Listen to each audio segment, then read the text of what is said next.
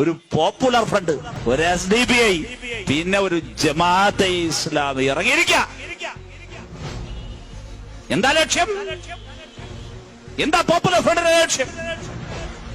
എന്താ ജമാഅത്തെ ഇസ്ലാമിയുടെ ലക്ഷ്യം? ഒരു കാര്യം ഞാൻ പറയാം.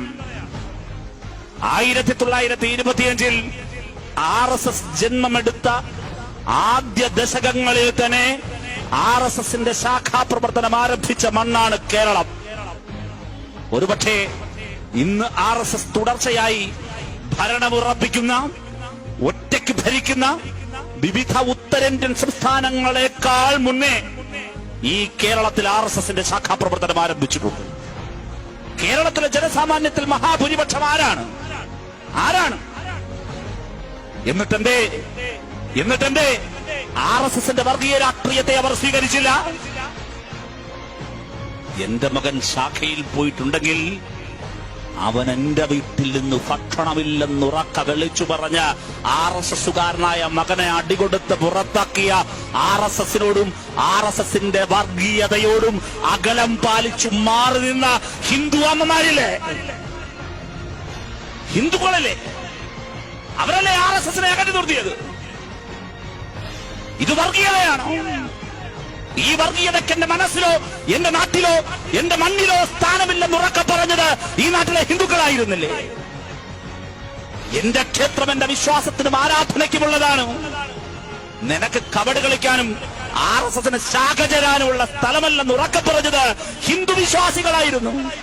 എങ്കിൽ ഈ നാട്ടിൽ ലാ ഇലാഹ ഇല്ലല്ലാഹു മുഹമ്മദ് റസൂലുള്ളാഹി എന്ന കലിമത്ത് തൗഹീദിൽ വിശ്വസിക്കുന്ന ഏതെങ്കിലും മുസ്ലിം കേട്ടു നിൽക്കുന്നുണ്ടെങ്കിൽ ഞങ്ങൾ അവരോട് പറയുന്നു, ഓർമ്മപ്പെടുത്തുന്നു, അപകടകരമായ രാഷ്ട്രീയവുമായി മുൻപോട്ട് വരുന്ന വർഗീയത ഉയർത്തിപ്പിടിക്കുന്ന പോപ്പുലർ ഫ്രണ്ട്, നീ പോപ്പുലർ ഫ്രണ്ടാണെങ്കിൽ എനിക്ക് നിന്നോട് അകലമാണെന്ന് ഉറക്ക വിളിച്ചു പറയാനും, ഈ ആരാധനാലയം അള്ളാഹുവിന്റെ ഭവനമാണ്, പോപ്പുലർ ഫ്രണ്ടിനുള്ളതല്ലെന്ന് ഉറക്ക പറയാനും ഇസ്ലാം മത വിശ്വാസികൾ മുൻപോട്ട് വരണം. ഇന്ന് ലീഗ് പറഞ്ഞിട്ടുണ്ട്, ഞങ്ങൾ ജമാഅത്തെ ഇസ്ലാമിയുമായി സമരം ചേരും. അല്ല, സമരല്ല, അങ്ങ് സംബന്ധം തന്നെ കൂടിക്കോ, നിക്കാഹേ തരാം. ആരാണ് ജമാഅത്തെ ഇസ്ലാമി? ആരാണ്?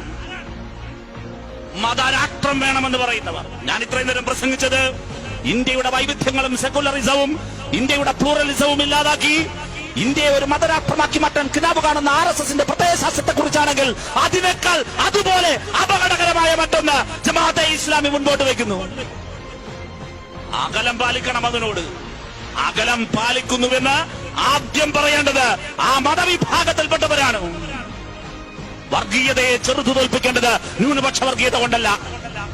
RSSനെതിരെ യുദ്ധം നയിക്കേണ്ടത് വർഗീയമായി സംഘടിച്ചുകൊണ്ടല്ല, ദുരിതമനുഭവിക്കുന്ന മനുഷ്യരെയാകെ ഒരുമിപ്പിച്ചു ചേർത്ത് ഞാനും നീയും വ്യത്യസ്ത മതങ്ങളിൽപ്പെട്ടവരായിരിക്കാം, ഒരു മതത്തിലും പെടാത്തവരായിരിക്കാം, പക്ഷേ എന്റെയും നിന്റെയും വിശപ്പും എന്റെയും നിന്റെയും ദുരിതവും ഒന്നാണെന്നും ആ ദുരിതങ്ങൾക്കും ദുരന്തങ്ങൾക്കും തൊഴിലില്ലായ്മയ്ക്കും വിശപ്പിനും വീടില്ലാത്തതിനുമെല്ലാം കാരണം ഈ രാജ്യം കോർപ്പറേറ്റുകൾക്ക് തീരെഴുതി കൊടുത്ത ഈ നയങ്ങളാണെന്നും തിരിച്ചറിഞ്ഞ് കോർപ്പറേറ്റുകളുടെ ദാസന്മാരായി മാറിക്കഴിഞ്ഞ ഈ സംഘപരിവാരത്തിനെതിരെ ഈ രാജ്യത്ത് മഹാസമരം ഉയർത്തിക്കൊണ്ടുവരാനാണ് ഈ നാട് പരിശ്രമിക്കേണ്ടത്. DYFI നിലയുറപ്പിക്കുന്നത് ആ മഹാസമരത്തിലാണ്. ഇന്ത്യയിൽ കരുതു പ്രാപിക്കുന്നതും ആ മഹാപ്രക്ഷോഭമാണ്, വിജയിക്കാൻ പോകുന്നതും ആ മഹാപ്രക്ഷോഭമാണ്. ഒരു സംശയവും വേണ്ട.